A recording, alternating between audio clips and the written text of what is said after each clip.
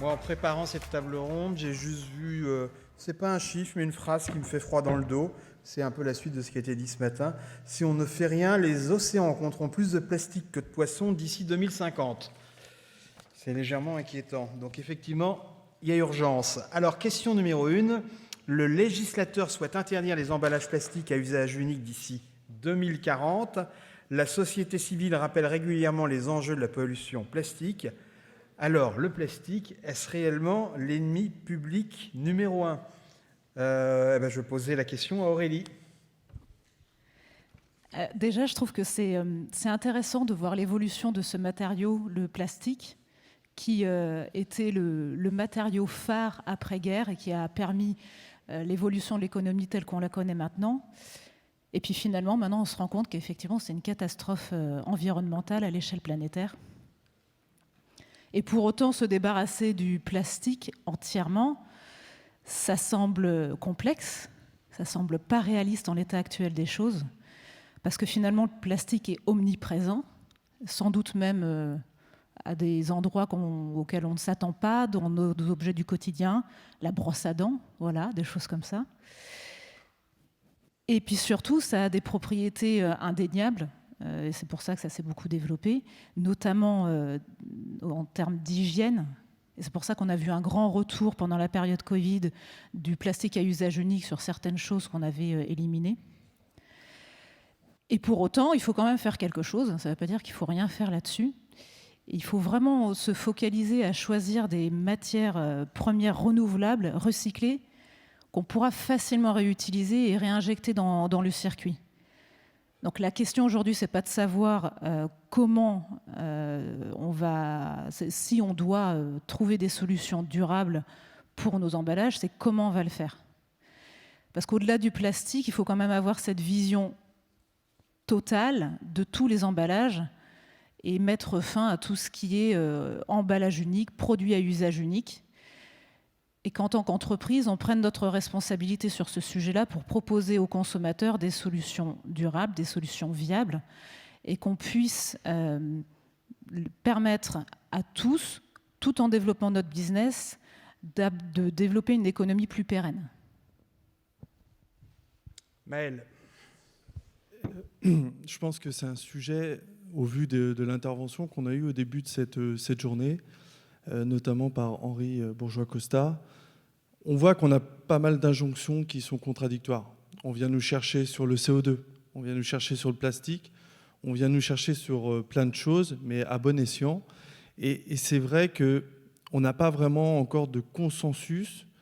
Un coup, on va nous dire que l'ennemi numéro un, c'est le carbone. Un coup, on va nous dire que l'ennemi numéro un, c'est le plastique. Moi, j'ai encore appris plein de choses et je salue l'intervention de ce matin. Et si je peux me permettre une discrétion, ce que j'adore dans PRIFM, et surtout au PRIFMD, c'est qu'on apprend plein de choses. Bon, j'ai appris à dire adiabétique, à savoir ce que ça veut dire aussi. Donc c'est ça c'est formidable. Pour revenir au sujet, l'ennemi numéro un, je ne crois pas, parce que l'emballage sert quand même à quelque chose. Aurélie l'a dit, quand on a eu la période Covid, si on n'avait plus de plastique dans nos rayons fruits et légumes, on ne vendait plus rien. Il y avait une telle appréhension. Je pense aussi que l'emballage a une utilité en termes de poids, de praticité aussi, et qu'à l'heure actuelle, même si des solutions existent, elles n'ont pas forcément le même impact en termes de CO2. On sait qu'un emballage plastique, ça pèse moins lourd qu'une bouteille en verre, même si on essaye de le développer dans nos enseignes, on essaye d'accompagner le client sur ces sujets. Donc ça, c'est une première chose. Et ce que je voulais vous dire, pardon, je suis reparti sur l'emballage a aussi, on n'a pas forcément trouvé de solution qui nous permettrait de vraiment changer notre fusil d'épaule sur les emballages. Alors, il y a des nouvelles choses qui arrivent, on va les tester en magasin. Elles nous permettront d'avoir des solutions sans doute plus intéressantes. Et puis, il faut qu'on prenne en compte ce que nous a dit Henri Bourgeois-Costa, voir qu'est-ce qu'on peut faire pour améliorer et qu'il y ait moins d'impact sur notre santé. Alors, quels sont justement les impacts de la déplastification des emballages sur la chaîne de valeur? Et là, c'est une question pour Aurore, Richard. Bonjour. Effectivement, sur les emballages, tout le monde nous connaît et tout le monde sait que pour le vrac, on milite et on a des actions pour permettre sur certains produits de supprimer ce fameux emballage. Après, il reste sur certains produits, l'emballage reste nécessaire parce qu'il permet de le transporter et de le conserver. On a développé des machines qui permettent d'operculer pour réduire le gaspillage alimentaire. Mais à l'époque, il y a 12 ans, quand on a lancé ça, on était à fond sur le PSE. Et aujourd'hui, le PSE, c'est pas très centre de tri friendly, donc il fallait lui trouver des solutions. Et nos ingénieurs se sont penchés sur travailler sur la machine, un peu comme un mécano, parce qu'aujourd'hui, on nous parle de PP, de PET, de RPET, de carton, de bagasse, d'inox, sur lequel on milite aujourd'hui. On ne sait pas vraiment. Donc, on a décidé d'être capable de tous les faire et de les faire en passant de l'operculage au skin sans changer d'outillage pour que ce soit simple pour les équipes. Parce que quand vous êtes dans un laboratoire boucherie, vous avez des bouchers qui sont rois du couteau mais pas rois du tournevis et c'est pas leur métier de commencer à démonter la machine ou arrêter la production pour passer d'une barquette à une autre. Donc on a travaillé là-dessus et on a poussé sur la barquette inox et travaillé sur le réemploi pour... Sur la machine, il a fallu faire un jus de cerveau pour avoir une parfaite alchimie entre la machine, la barquette et le film pour que la machine puisse operculer la barquette sans consommer une énergie démente pour chauffer le film et que la barquette soit lavable sans consommer des litres d'eau à foison pour la laver et la remettre dans le cycle de réemploi. Et aujourd'hui, on porte ces solutions parce qu'on y croit et parce qu'on a choisi d'être flexible, parce que ce qu'on sait, c'est qu'en 2030, il va falloir valider des emballages. On n'est pas tous certains de l'emballage qu'on va choisir. Aujourd'hui, on n'est pas capable de dire on va aller sur telle matière. Donc on a choisi de toutes les faire parce que ce qu'on sait, c'est que le commercial qui a vendu une machine hier, en 2030, elle sera encore dans le magasin et il faudra qu'elle travaille avec cet emballage-là. Alors, quels sont les impacts de la déplastification? Non, ça, c'est la question que je viens de poser. Les distributeurs seuls pourront-ils atteindre cet objectif de déplastification? Et quelle partie prenante embarquer? Et comment faire, Maël? Comment faire pour embarquer le plus de personnes possible? Alors, il faut embarquer tout le monde. Comme sur tous les sujets, l'amont, l'aval, il faut que tout le monde soit là. Il faut que le fournisseur soit là. C'est aussi pour ça qu'on a des initiatives comme En Avant Vrac, sur lequel on va essayer de développer, massifier la production de vrac, notamment dans les enseignes alimentaires. Donc ça, il faut emmener le distributeur, il doit faire partie, le fournisseur. Le distributeur doit être là parce qu'il doit être réceptacle de cette solution et il doit pousser malgré un recul de part de marché, malgré un recul de vente sur le vrac. Vous l'avez entendu ce matin, les grands patrons l'ont dit. Le vrac, il faut le pousser, c'est une opportunité. Je pense que c'est un message fort qu'il nous envoie. Donc il faut qu'on continue à le développer. Et donc avec des initiatives comme En Avant Vrac, ça nous permet justement de discuter, de trouver la bonne solution, d'harmoniser. Il faut aussi emmener le client, parce que on ne va pas se mentir, nous on travaille pour vendre des produits, on travaille pour répondre aux besoins des clients, et on doit être là pour leur proposer une solution qui est accessible, moins chère, bien évidemment, et qui va nous permettre de couvrir toute l'offre. Mais la transition doit se faire en accompagnant. Moi, je ne suis pas favorable à toujours plus d'interdictions, toujours plus de normes qui nous limitent. Il faut que ça soit, la transition, elle se fasse en accompagnement de nos clients. Ne pas être favorable à l'interdiction, ça ne veut pas dire que le législateur n'a pas un rôle à jouer. Le législateur est là.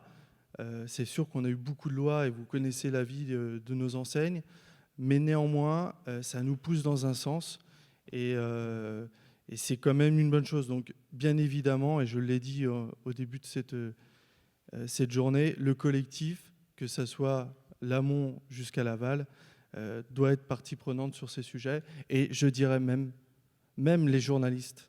On a besoin de vous parce que vous représentez des solutions, vous communiquez sur ces sujets, vous nous ouvrez des possibilités, des fenêtres de tir pour mettre en avant ce que font les magasins. Et tu as parlé de consommation responsable. Et je sais qu'Elessa porte ce sujet. Et c'est bien parce que ça met en valeur des actions qui vont dans le bon sens. Mais j'ai une question que je me pose souvent à propos de la déplastification. Je serais curieux de savoir, Maëlle, on n'a pas prévu cette question, mais c'est intéressant. Comment tu réagis? On voit beaucoup d'industriels qui font des efforts. On peut dire peut-être pas suffisamment, qui enlèvent des fenêtres plastiques sur des emballages en carton sur les pâtes ou qui un film sur leur petit yaourt et qui enlèvent le film, etc. Il y a des initiatives intéressantes, ça avance. Mais il est très facile de faire Martine en magasin et d'aller débouler dans un magasin et de prendre 3 photos et de montrer des trucs aberrants. Donc comment quelqu'un, que ce soit toi ou en face de moi, qui passe ses journées à dire qu'il faut de bonnes pratiques, mais quand on gère 20 000, 30 000, 50 000 références, il y a toujours des références qui passent à travers la maille du filet. Et comment tu réagis? Et ma deuxième question, je vais te prendre un exemple très simple, qu'un autre distributeur ne va peut-être pas apprécier, mais comment tu réagis lorsque tu vois qu'un distributeur filme ses chariots sous des trucs de plastique pour vendre des produits invendus? C'est la journée du collectif. Donc ça reste du commercial. Chacun est libre de ses positions. Mais au-delà de ça, quand tu vois des dérapages dans des magasins, j'oublie l'anecdote d'avant. Je ne parle pas de dérapage pour l'anecdote d'avant. Quand tu vois des produits qui sont avec un triple emballage, plein de plastique, ça passe à travers les mailles du filet. Comment toi tu réagis et comment, quand tu parles effectivement, la question c'était embarquer, donc comment arrêter au bon moment ces erreurs? Mais on sait que c'est difficile parce qu'il est très facile de critiquer, de faire Martine en magasin. Moi, je suis un optimiste. Pardon, c'était pour moi la question. Moi, je suis plutôt quelqu'un de positif, d'optimiste, et je vais plutôt valoriser. Je ne suis pas dans le dénigrement, je ne suis pas dans l'interdiction. Je pense qu'il faut être positif et mettre en avant des solutions concrètes et les valoriser auprès de nos clients. Je vois la solution qui est présentée par Aurore, les barquettes en inox. On a pas mal d'intervenants. Carrefour a développé des choses. On a Bernie qui travaille dessus. Voilà, c'est en montrant du positif qu'on fera changer les choses. Et pour revenir à la première question, l'ennemi numéro 1, moi je crois que la solution de toutes ces injonctions contradictoires, c'est la transition positive. C'est-à-dire qu'on accompagne les parties prenantes, on accompagne nos clients, on montre ce qu'il y a de bien, on communique sur ce qu'il y a de bien. Et c'est de cette émanation qu'on va arriver à une solution. Et pour moi, le bashing, le name and change, en tout cas, ce n'est pas ma philosophie. Je pense qu'il faut plutôt encourager. Oui, on a des gens qui font des erreurs, mais ce n'est pas grave. On continue d'avancer dans le bon sens. Ouais, le chantier pour déplastifier, il est vertigineux. Ouais. Effectivement, tu l'as dit dans un hyper, je ne sais pas combien de références, mais c'est des dizaines de milliers. Donc, il faut aussi que chaque enseigne et chaque industriel priorise. Mais il ne suffit pas, entre guillemets, de passer du sac plastique à la boîte en carton. Il faut aussi vérifier l'incidence que ça peut avoir sur le gaspillage alimentaire, sur la conservation des aliments, tu l'as dit Aurore, sur la facilité pour le client. Il faut aussi... le client, aujourd'hui, il dit « je veux plus de plastique, je veux plus de déchets dans ma poubelle jaune », mais quand il a le choix, c'est quand même ce qu'il achète. Parce que c'est pratique. Et puis, il faut vérifier la pertinence environnementale de tous ces changements. Le bon sens nous dit qu'il faut enlever du plastique au profit d'autres matériaux, mais encore faut-il vérifier la pertinence environnementale de le faire. Et donc, ce chantier-là, il est vertigineux. Donc, moi, je partage le point de vue de Maëlle. Je pense qu'il ne faut pas se focaliser sur ce qui n'est pas fait parfaitement aujourd'hui. Il y a déjà beaucoup d'avancées qu'on constate. Voilà, le chantier il continue et pas à pas, on va y arriver en fait. Et main dans la main avec nos fournisseurs. Pardon ? Et main dans la main avec les fournisseurs. Sur plein de sujets, ça devrait être le cas. Aurélie Milès, sur ce... Je vais rebondir sur tout ce qui a été dit ici. Là, j'aime beaucoup le mot de transition positive. On a beaucoup parlé de formation aussi et du chantier vertigineux. Et c'est vrai que, on l'a dit, la fin du plastique en l'état actuel des choses, ça paraît complexe. Et là, on va vraiment se confronter à un besoin de changer nos modes de consommation et d'accompagner le consommateur là-dedans. Et c'est à nous, les entreprises, de prendre cette responsabilité avec les fournisseurs, de proposer des solutions qui vont permettre aux clients de consommer de manière responsable sans nécessairement avoir ce poids sur les épaules, de devoir le faire de manière active. Et c'est un chantier vertigineux. Donc, si on prend l'exemple des sacs plastiques, c'est pas parti du jour au lendemain. Il a vraiment fallu mettre tout un tas de choses en place, proposer, et même encore ce qu'il y a maintenant, les prix sont peut-être pas suffisamment dissuasifs. On a un sac et on continue à en prendre un parce que finalement on l'a oublié à la maison et c'est pas grave. Donc le vrac, j'entends bien quand on dit il faut continuer, il faut le massifier. Effectivement, c'est notre responsabilité, il faut y aller. Donc ça veut dire qu'il va falloir, avec cette déplastification, avoir le courage de changer, de challenger nos business models tels qu'ils sont aujourd'hui, avoir le courage d'investir, parce que ça va coûter un certain prix, et que de mettre en place de nouvelles manières de produire, et le courage de former les gens, prendre le temps de former nos collaborateurs, et d'aider nos clients pour qu'on puisse arriver à une nouvelle consommation plus pérenne. Alors, avez-vous des questions dans la salle? Pas de questions? Pardon, je ne voyais pas, je vois. Allez-y, pardon, je vous vois. Oui, Olivier de Lagozy.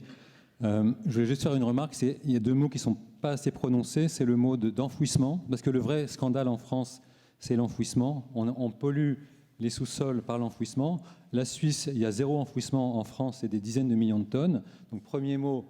Et le deuxième mot qui va avec, ce serait externalité négative. Que si on faisait remonter dans le prix de revient de chaque matériau toutes ces externalités négatives, à ce moment-là, un blister transparent en plastique ne coûterait pas 0,1 centime, mais coûterait peut-être 8 centimes, ce qui fait qu'on switcherait directement vers un autre matériau sans être en train de se faire des nœuds au cerveau pour savoir qu'est-ce que je choisis et comment faire pour ne pas choisir le matériau qui est le moins cher. Et c'est ça qui est affreux, c'est qu'il faut toujours aller contre le matériau le moins cher pour en choisir des plus chers pour des raisonnements environnementaux qui deviennent des raisonnements citoyens, mais pas économiques. Et donc, quand on fera vraiment un travail d'externalité négative, eh bien, on aura résolu tous les problèmes d'un seul coup, d'un seul. Et moi, je travaille pour le bois, donc les emballages en bois, sur lesquels il n'y a pas de pollution ni sur les airs, ni sur les eaux, ni sur les sous-sols, et qui donc n'ont pas d'externalité négative à réincorporer dans le prix de revient. Voilà, donc c'est juste une suggestion pour Périfem, auquel je participe depuis des années, mais qui me paraît vraiment recentrée sur les vrais sujets, parce que le CO2 n'est pas un vrai sujet dans le sens où le CO2, c'est formidable, ça nourrit les arbres. Vous voyez ce que je veux dire? C'est qu'à un moment donné, on est aussi schizophrène sur tous ces sujets-là. La réponse de Maël? Oui, rapidement. Alors sur la partie enfouissement, je laisserai le législateur intervenir, mais sur la partie transition, il y a une chose qu'il ne faut jamais oublier, c'est qu'on est là pour vendre des produits auprès de clients et que l'accessibilité des produits, c'est quand même le nerf de la guerre. Alors on est désengagé, je pense qu'autour de la table, personne n'a la volonté de ne pas agir, mais ne jamais oublier qu'on vend des produits et qu'il y a des gens qui viennent chez nous. Moi, dans mon magasin, ils sont au centime près. Et quand on fait de l'inflation, c'est extrêmement compliqué. Ils ne peuvent pas se payer les choses. Et voilà. Donc, oui, on entend. Et c'est important d'avoir votre philosophie. Mais n'oublions jamais que nos consommateurs, ils ont aussi besoin qu'on les accompagne pour obtenir des produits, pouvoir se nourrir, avoir des produits.